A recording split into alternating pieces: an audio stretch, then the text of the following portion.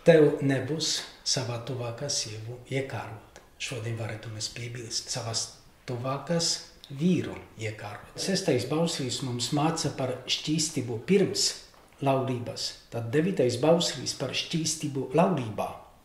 Jo daudzi sūdzas, ka reizēm laulībā ir grūtāk izturēt nekā pirms laulības dzīve. Kādreiz kāds vīrs man stāstīja par saviem kārdinājumiem. Viņam pajautāju, ja tu uzzinātu, ka tavai sievai arī ir tādi kārdinājumi. Viņš palika drums, un kā viņš pēc tam teica, dosmīgs bija uz mani, bet tas viņu izārstēja no tādas domāšanas. Runājot par tam robežām, par Dieva baušļiem, kas mūs tā kā ierobežo, aprobežo mūsu brīvību, tad es gribu pateikt tā. Cilvēks, kurš ir nopircis zemes gabalu, būvē māju, tad, lai nodrošinātu pēc tam savai ģimenei brīvību, tad ko viņš vēl dara?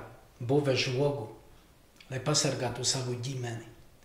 Un tāds ir Dieva nodoms, dodot mums baušļus, lai pasargātu mūsu brīvību, lai neviens neielaustos manas ģimenes dzīvē, neviens trešais. Bet ir viena cilvēku grupa, kurai žogs, tā ir brīvības atņemšana, tie ir cietumnieki.